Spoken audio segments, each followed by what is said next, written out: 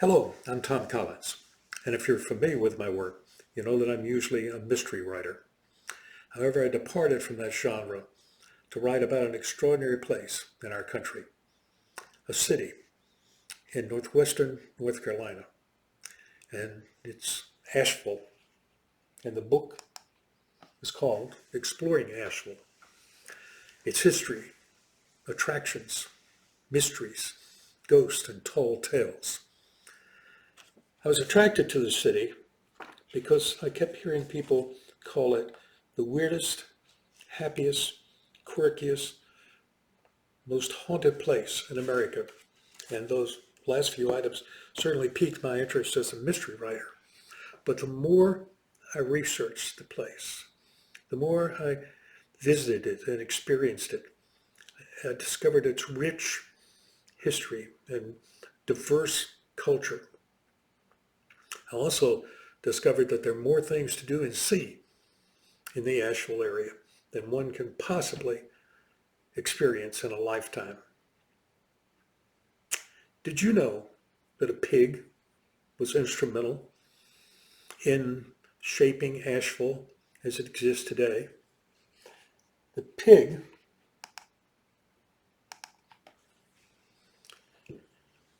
had the face of a baby, and you wouldn't have thought that that ad would have caused people to depart with 50 cents in 1890, but it did. And Grove's tonic was outselling Coca-Cola. It contained quinine, which was an effective treatment for malaria that was running wild throughout the country at the time. It was deadly, a deadly disease. It made a fortune for Grove, and he invested it in Asheville. It was Grove that built the arcade building that is the anchor of Asheville's downtown area. And without the pig, it wouldn't be there, nor would the Grove Park Inn or Grove Park.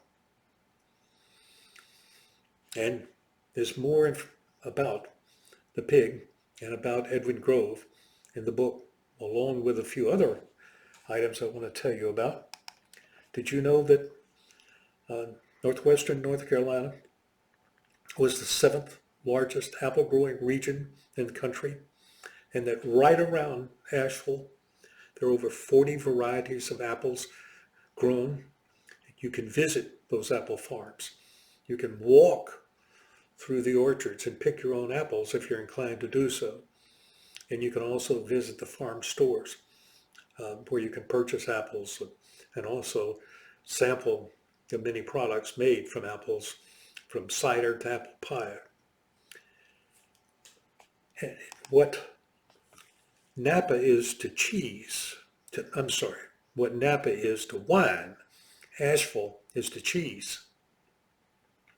The Appalachian Cheese Trail runs right up to Asheville. And right outside the city are farms and creameries where fantastic handcrafted cheeses are made from cows and goats. And again, you can visit the creameries and their tasting rooms as well. But you don't have to forego wine because there are over 20 wineries in northwestern North Carolina. And those right around Asheville welcome visitors to their vineyards and their tasting rooms. And if those don't float your boat, how about chocolates?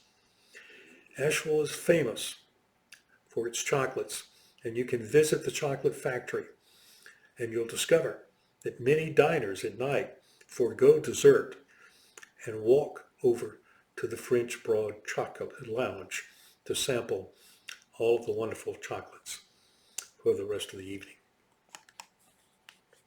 Those are just a few of the items covered in the book, Exploring Asheville, and I invite you to purchase a copy.